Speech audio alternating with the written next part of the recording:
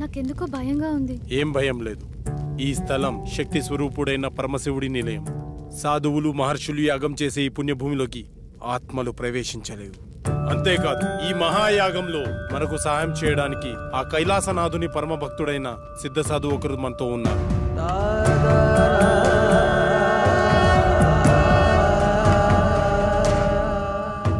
గురుగారికి నమస్కారం.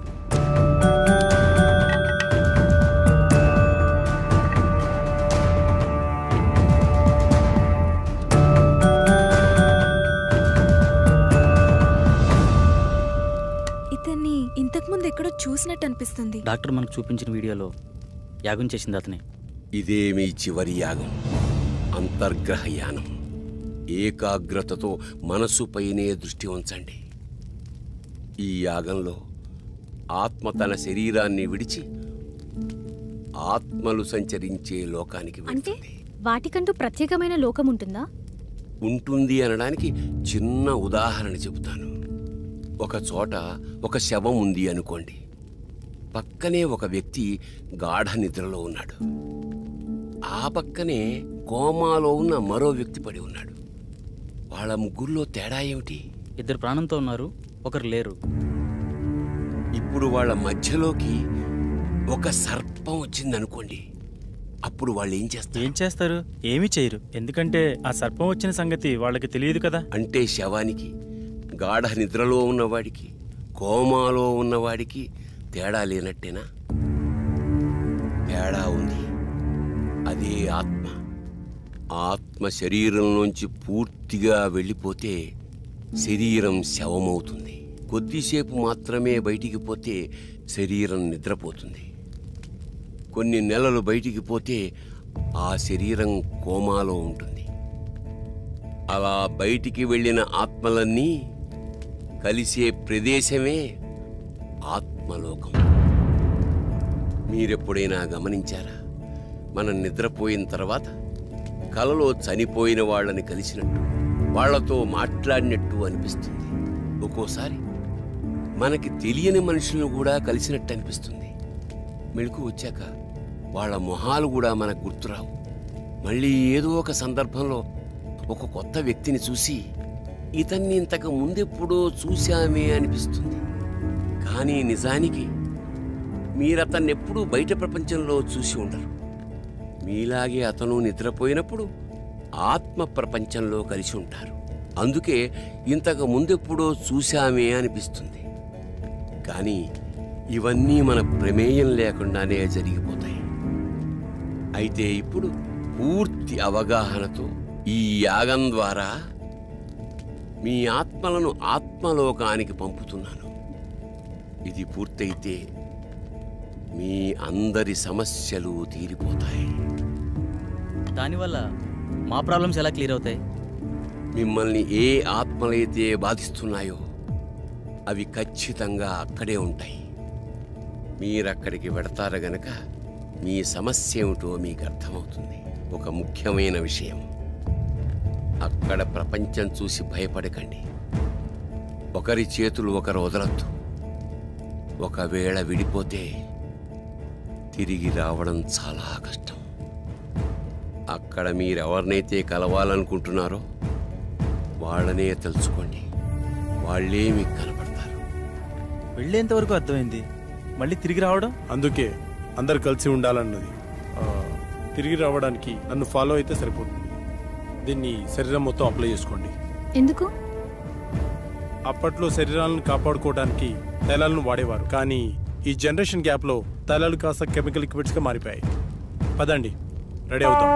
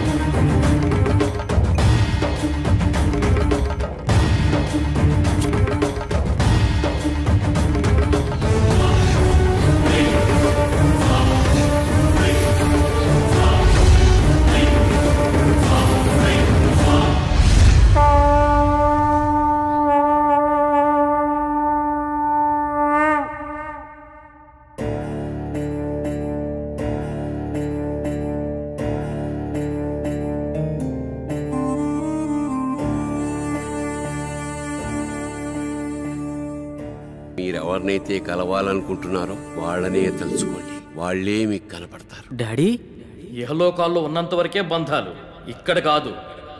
మీరు ఇక్కడికి వచ్చి చాలా పెద్ద తప్పు చేశారు, విధిని ధిక్కరించారు. లేదు డాడీ, మేము కరెక్టే చేసాం. వీడిని నమ్మి ఇంత దూరం వచ్చారా? వీడు చాలా పెద్ద ఫ్రాడ్. అంకుల్ అలా అనకండి. ఆయన మా కోసం చాలా పెద్ద రిస్క్ చేశాడు. ఆయన లేకపోతే మా ప్రాబ్లం సాల్వ్ అవ్వదు. మీకు ప్రాబ్లం క్రియేట్ చేసిందే వాడు. తగలబడుతున్నవి శరీరాలు మాత్రమే. విధివ్రాత ప్రకారం బంధాలతో గడపాల్సిన ఆత్మలు ఇంకా బతికే ఉన్నాయి.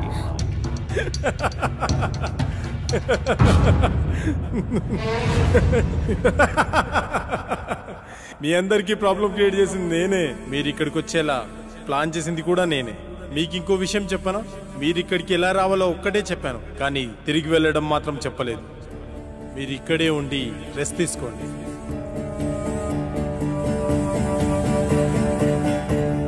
బాయ్.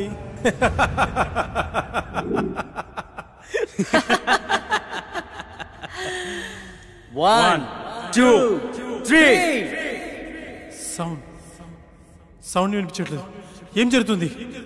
ఇప్పుడు వెళ్ళేది మీరు కాదు, మేము. ఫస్ట్ టైం పాపారా మీద అటాక్ జరిగినప్పుడే నాకు డౌట్ వచ్చింది.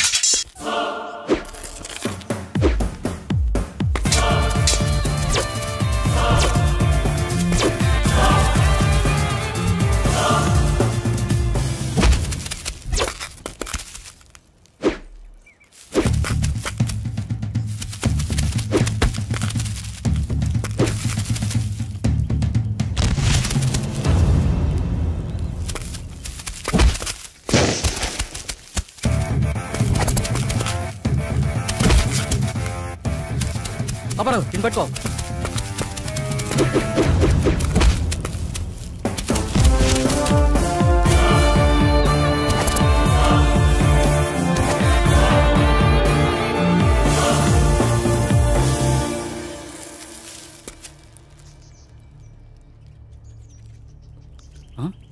వీళ్ళని పంపించింది శాస్త్ర.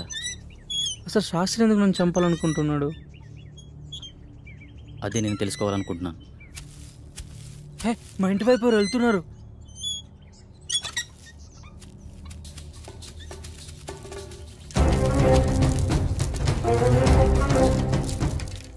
ఎవరు నువ్వు? ఏంటి తీసుకెళ్తున్నావు? తప్పు చేస్తున్నారు.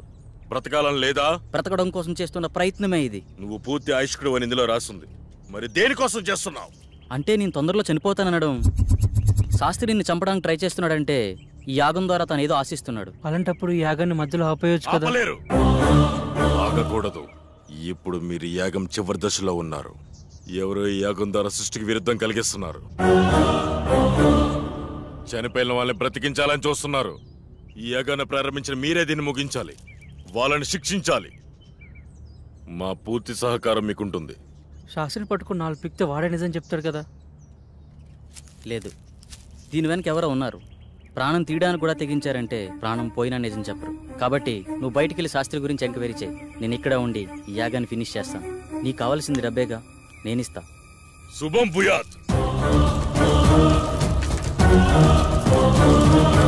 అలా పాపారావు బయటికి వెళ్ళి చేసిన ఇన్వెస్టిగేషన్లో నీకు శాస్త్రికి సంబంధం ఉన్న విషయం తెలిసింది. అదే సమయంలో శాస్త్రిని ఉపయోగించి నా కళను క్రియేట్ చేసావు. సాఫ్ట్వేర్ వాళ్ళకి ఇయర్లీ ఇచ్చే కౌన్సిలింగ్ ద్వారా వాళ్ళకి ప్రాబ్లం క్రియేట్ చేసావు. స్వప్నకి నీ మనిషితోనే ప్రాబ్లం క్రియేట్ చేసావు. కానీ ఇదంతా ఎందుకు చేస్తున్నావో నాకు తెలియలేదు. నువ్వు చూపించిన వీడియోను అబ్జర్వ్ చేస్తే అర్థమైంది. ఆ యాగంలో ఉన్న 5 మందిలో నువ్వు ఒకడవని తెలుసుకున్నాను. ఆ యాగం చేసింది నీ తండ్రే. ఆఖరి నిమిషంలో తెలిసింది మీ నలుగురు మా రూపంలో ఉండే మీ ఫ్యామిలీ మెంబర్స్ అని. మీ ప్లాన్తో మీరొచ్చారు, మా ప్లాన్తో మేమొచ్చాం. ఇంతకుముందు మేము కౌంటింగ్ చేసినప్పుడు బయట ఏం జరిగిందో తెలుసా?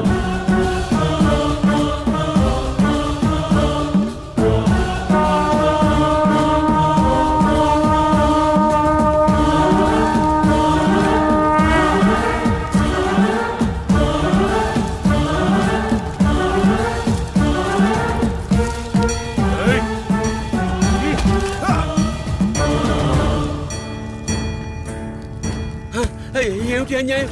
ఏంటి ఏం చేస్తున్నారు మీరు? ఎవరు మీరు? వద్దు వద్దు వద్దు వద్దు.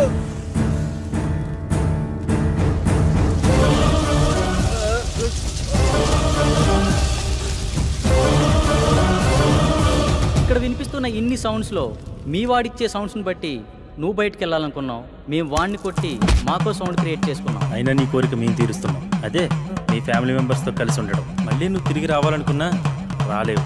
ఎందుకంటే అక్కడ నీ బాడీ తగలడిపోతుంది. నీ ఫ్యామిలీతో ఇక్కడే హ్యాపీగా పండగ చేసుకో. బాయ్.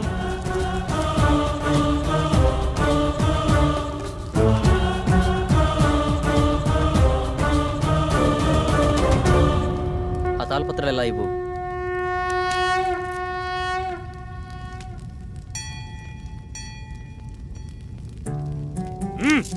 ఎందుకు ఇలా చేస్తున్నావు? మళ్ళీ ఇలాంటి పనులు ఎవరూ చేయకూడదు. ఈ సృష్టికి కొన్ని నియమ నిబంధనలు ఉన్నాయి. వాటిని ధిక్కరించే ప్రయత్నం ఎవరూ చేయకూడదు.